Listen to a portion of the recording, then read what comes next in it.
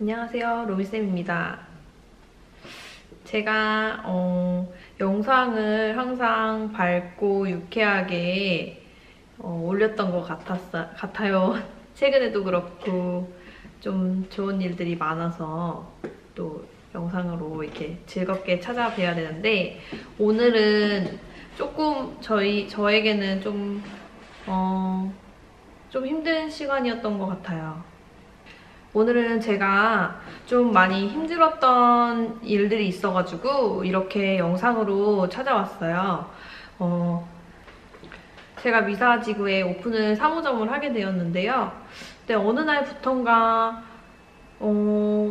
예약이 좀 줄어들면서 좀 선생님들이 이제 저에게 이제 연락을 오는 경우가 생기는데, 그게 이제 미사 맘카페에서 악성 후기가 올라온다는 이야기를 듣게 되었어요. 근데 처음에는 이제 저도 사실 맘카페라고 해서 뭐 제가 막 들어가서 저도 맘카페를 이제 가입해서 들어가 본 적이 없어가지고 어떤 부분인지는 사실 잘 몰랐어요. 왜냐면은 제가 의정부 쪽도 오픈을 했었고 뭐 일산 쪽에서도 근무를 했었지만 제 맘카페에 대한 그런 관심은 사실 그렇게 크게 많진 않았었거든요.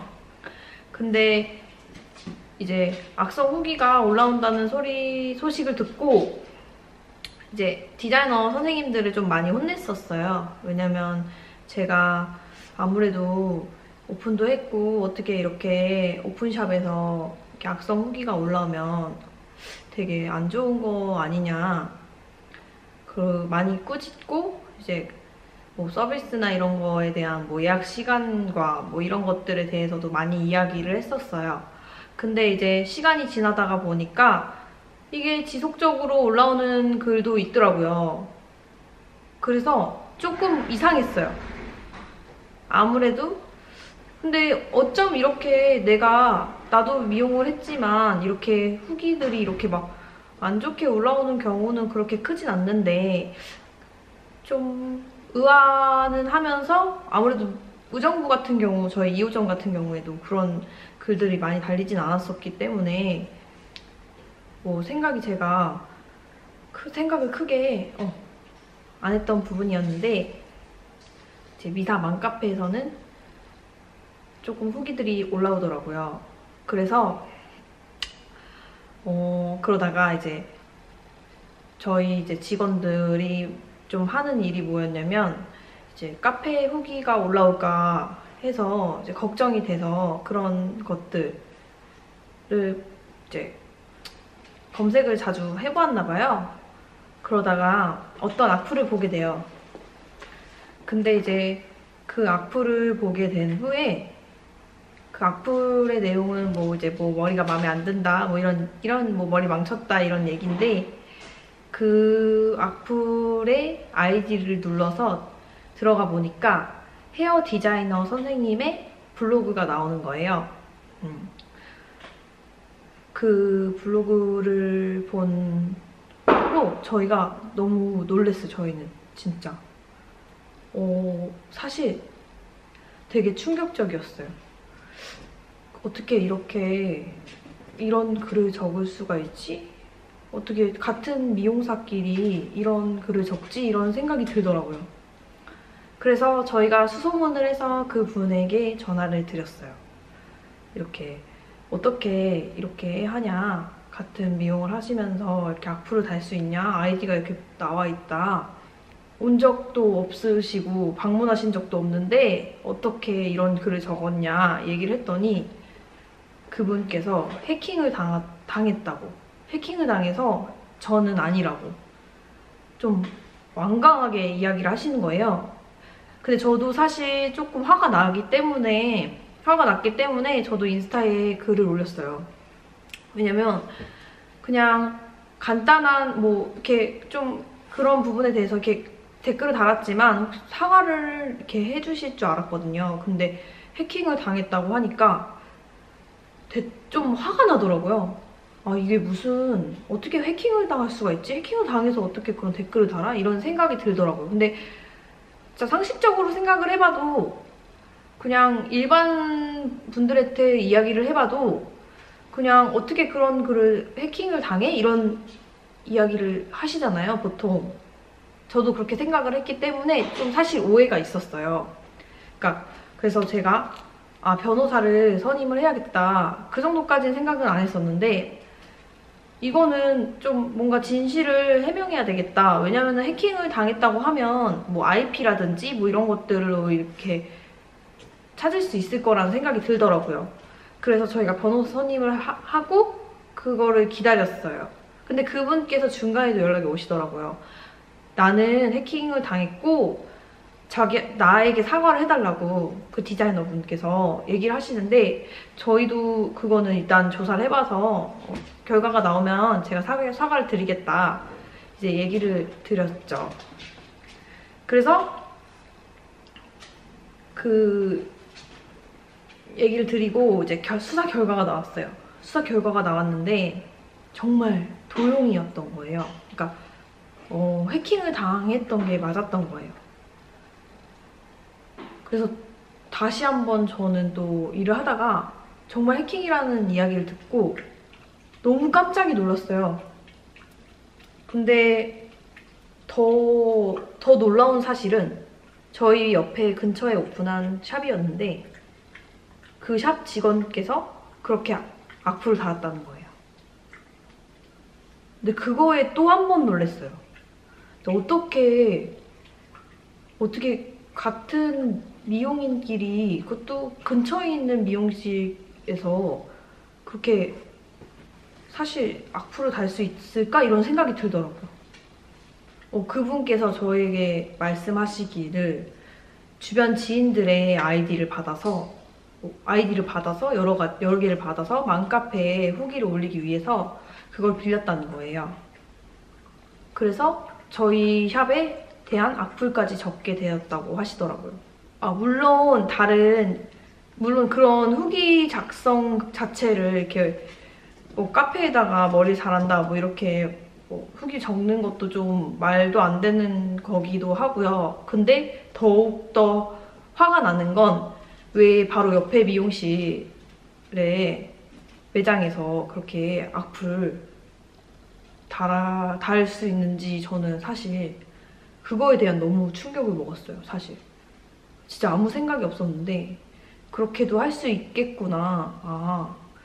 그럼 어떻게 근데 미용사끼리 같은 미용인끼리 그런 행동을 할 수 있을까? 그런 생각도 들더라고요. 그래서 저희가 그쪽에서 이제 연락이 오셔서 저희가 사과문을 요구했어요. 사과문을 올려달라.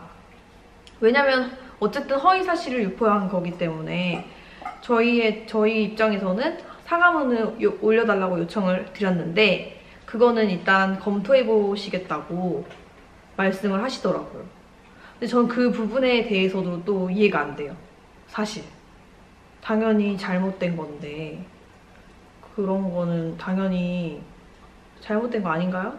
제가 그래서 이런 상황 자체가 사실 당해보신 분들도 엄청 많으실 거라 생각해요. 왜냐면 이런 악성 후기를 이제 근처 뭐 이렇게 옷살롱 이러면서 뭐 이렇게 좀 저만 겪었을 게 아니라 다른 원장님들도 겪었을 것 같은 생각이 들더라고요. 이런 일들이.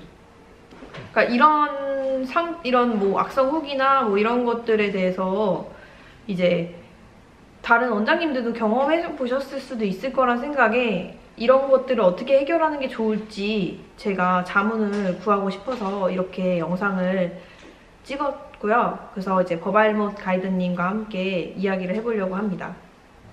제가 이렇게 이런 일들이 있었는데 이런 것에 대해서 이제 법알못 가이드님께 한번 얘기를 해보고 싶어서 제가 이렇게 자리로 모셨거든요. 네. 네, 그 자초지종은 저쪽에서 좀 얘기를 들었는데 정말 굉장히 힘드셨을 것 같아요.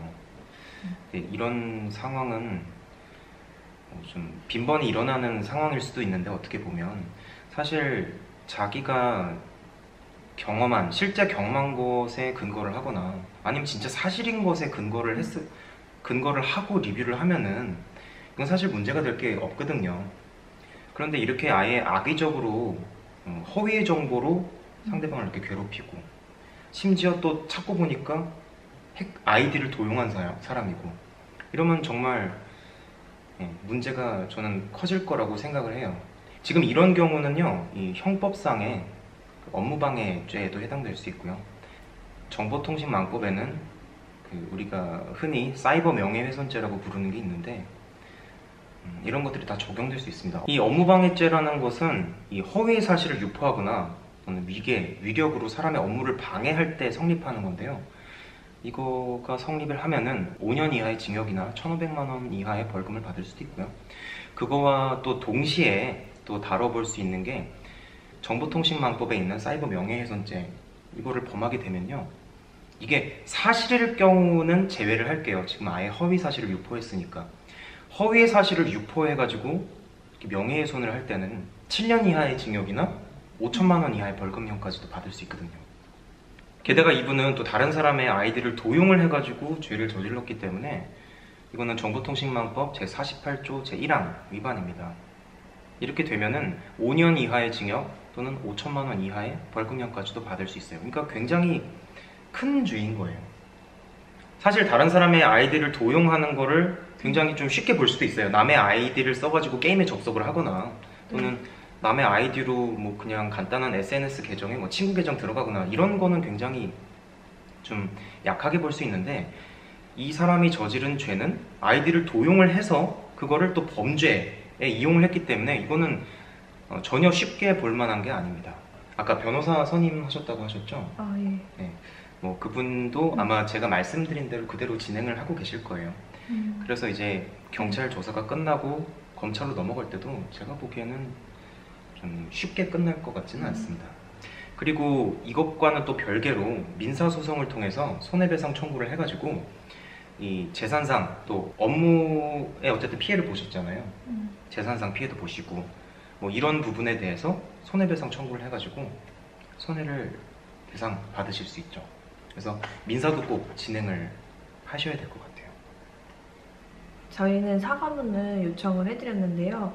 그 선생님께서 이제 저희 번호를 수신 거부를 하셨더라고요.